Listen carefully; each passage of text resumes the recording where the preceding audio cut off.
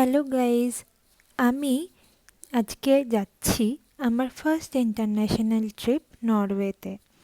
তো আমি চলে এসেছি Kolkata international airport, Netaji Subhash Chandra Bose international এয়ারপোর্টে, যেটা দমদমে।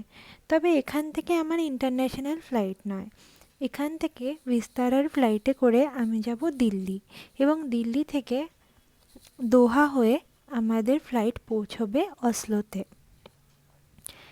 তো আমি এখন পৌঁছে গেছি এয়ারপোর্টে। দেন এয়ারপোর্টে ঢুকে এই যে স্লাইডার ওয়াকিং পাথওয়েগুলো থাকে, আমার বেশ মজাই লাগে এটাতে চড়তে। ঠিক কেমন যেন মে ঠেরা রাহা জমি চলনে লাগি টাইপ ফিলিংস আসে। তো এই করে অনেক জিনিসপত্র ব্যাগ চেক ইন করে, নিজের যেটা পার্সোনাল লাগেজ আছে সেটা ক্যারি করে আমি চললাম আমার ফার্স্ট ইন্টারন্যাশনাল ট্রিপে। তো আমি বসে গেছি বিস্তারার ফার্স্ট ফ্লাইটে, যেটা আমাকে নিয়ে যাবে কলকাতা থেকে দিল্লি অবধি। ফ্লাইট উঠতে শুরু করেছে, ওরা খাবারও দিয়ে দিয়েছে।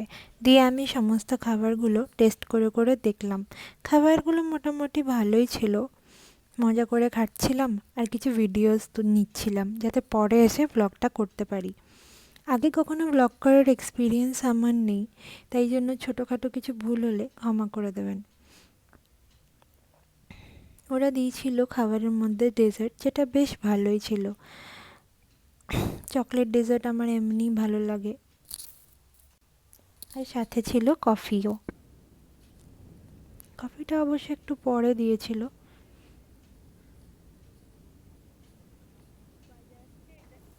তারপর দিল্লিতে নেমে আমরা কালেক্ট করে নিলাম আমাদের ফার্স্ট বোর্ডিং পাস, আর হচ্ছে আমাদের ইমিগ্রেশনের স্ট্যাম্প। এটা পেয়ে যে আমার কি আনন্দ হচ্ছিল! ইমিগ্রেশনের ফার্স্ট স্ট্যাম্পটা পেয়ে আমার তো মানে মনে অন্যই একটা ফিলিংস হচ্ছিল।